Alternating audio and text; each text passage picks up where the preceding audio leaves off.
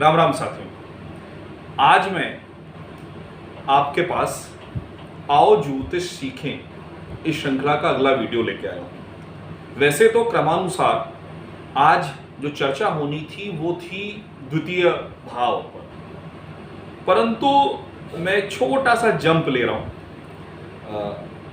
कई लोगों ने पहले भी एस्ट्रो टॉक पे भी ये प्रश्न मुझसे पूछा है और स्वाभाविक रूप से फेसबुक पर भी ये बात कई बार उठी है, और शायद सबसे ज्यादा हमसे ठीक पहले वाली पीढ़ी या जो सबसे ज्यादा सक्रिय या तो यूट्यूब पर फेसबुक पर होती है, उसका जो प्रश्न होता है वो होता है प्रेम इश्क मोहब्बत को लेकर। और प्रेम इश्क मोहब्बत को लेकर वो लोग यहाँ वहां सब तरफ भटकते रहते हैं। इनफैक्ट जो मेरा और विपुल जोशी भैया जैसे कई ज्योतिषियों का फेवरेट डायलॉग है कि ये जो ऐप स्ट्रक्चर्स हैं, यानी ये जो नए नए ऐप बन रहे हैं, इन्होंने ज्योतिषियों को बंगाली बाबा बना दिया है। तो मेरे को लगता है कि ये मेरे जैसे गंभीर ज्योतिषियों का, हालांकि मैं ये टाइटल स्वयं ले रहा हूँ, पर प्रभु की दया से अभी तक मेरे जितने भी क्लाइंट्स रहे हैं उन सबको ऐसा ही लगता है। तो मेरे जैसे गंभीर ज्योतिषियों का यह दायित्व है, विशेष तौर पर ऐसे ज्योतिषी जो कम्युनिकेशन भी कर रहे हैं। जैसे मेरे जो गुरु हैं एक आदरणीय गोविंद जी, जो कि ज्योतिषीय ग्रंथों के अद्भुत जानकार हैं, अब वो कम्युनिकेट ही नहीं कर रहे तो हम क्या ही कह सकते हैं कि वो कैसे बता देंगे। तो मेरे जैसे नए ज्योतिषियों, या कहिए मैं अपने आप को युवा मानना चाहता हूं ज्योतिष के क्षेत्र में, तो युवा ज्योतिषियों का दायित्व है कि इन सारी बातों का स्पष्टीकरण करें अपनी नई पीढ़ी के साथ।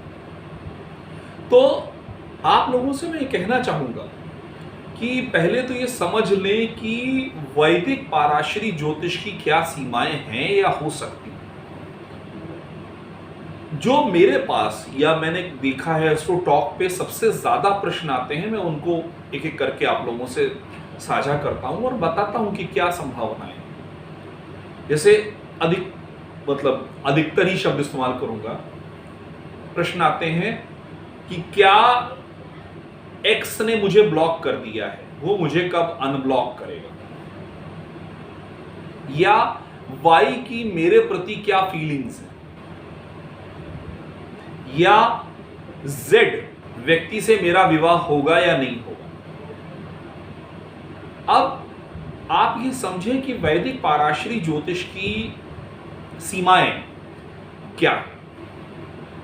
पहली चीज, हम जब किसी व्यक्ति की कुंडली देखते हैं तो हम मुख्य रूप से उस व्यक्ति का भाग्य देखते हैं, उस व्यक्ति के जीवन में घटने वाली घटनाओं पर हमारा सारा ध्यान होता है। हम अधिकतर हमेशा नहीं, अधिकतर उस व्यक्ति के जीवन में XYZ इवेंट क्या क्या होने वाले हैं इन पर बात करते हैं। पर ऐसा कोई भी संबंध, ऐसा कोई भी घटनाक्रम जहां दो या दो से ज्यादा व्यक्ति हो, उनको एक कुंडली से प्रेडिक्ट करने की कोशिश करना काफी हद तक मूर्खतापूर्ण है। काफी हद तक कह रहा हूं, पूरी तरह से नहीं, क्योंकि अभी इस पे भी चर्चा करूंगा, प्रयास हो। अब प्रेम संबंध हो गया, विवाह हो गए, व्यवसाय हो गया, लड़ाई झगड़ा हो गया, कंपटीशन हो गया, युद्ध हो गया। ये कंपटीशन को ही आप युद्ध से जोड़ सकते हैं। इन 4-5 विषयों में दो या दो से ज्यादा व्यक्ति इन्वॉल्व हैं।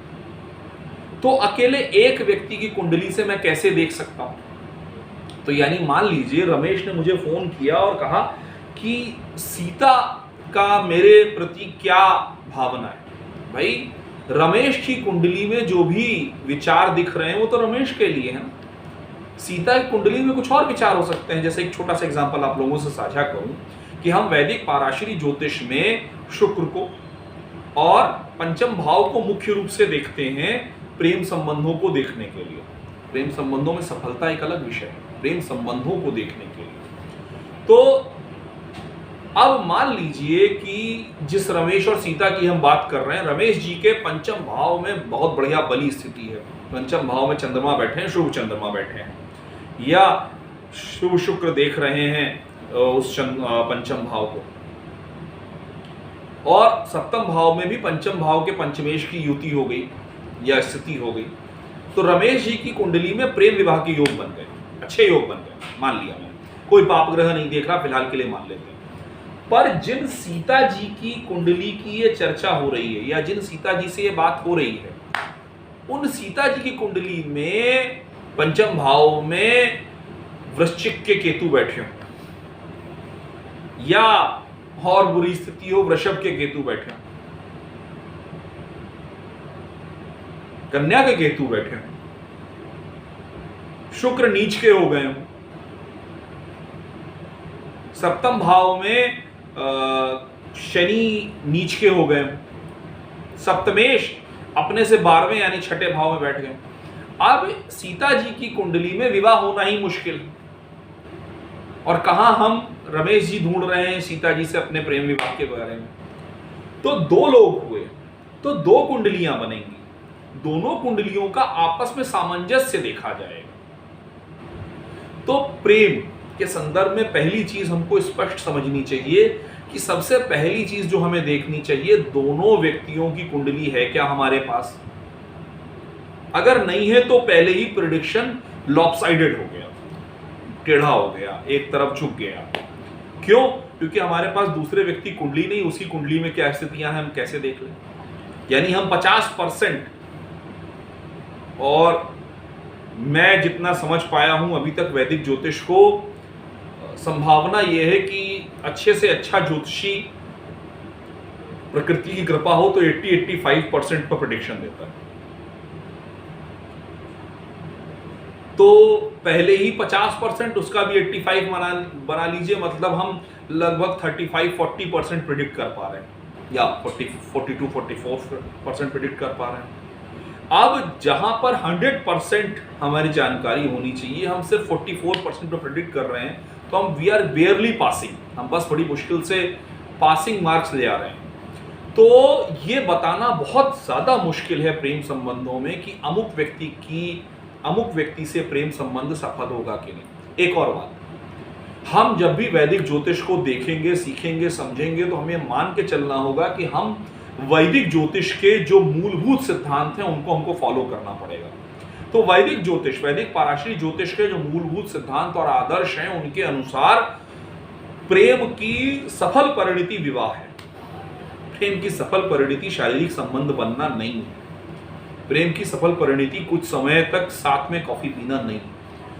तो अगर हमको प्रेम की सफल परिणति देखने की संभावनाएं भी देखनी है, तो सबसे पहले हमको दोनों कुंडलियां होनी चाहिए।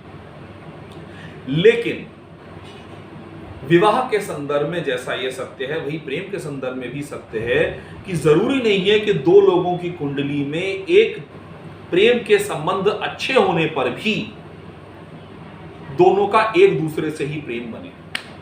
यह प्रश्न कुंडली का विषय है।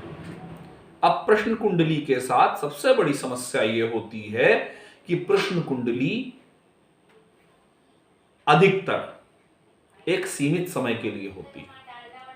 सीमित समय के लिए यानी आज है, कल नहीं है। तो जरूरी नहीं है कि 15, 20, 25 दिन के बाद भी आपका प्रेम संबंध उसी व्यक्ति से चलता रहे, यदि प्रश्न कुंडली से देखा जाए। दूसरा प्रश्न ये सॉल्व हुआ, और एक्स को ब्लॉक कर दिया, वाई ने अनब्लॉक कर दिया। वाई की feelings are temporary, you have to understand. भावनाओं को इसीलिए कहा ही गया है कि वो अस्थायी होती हैं।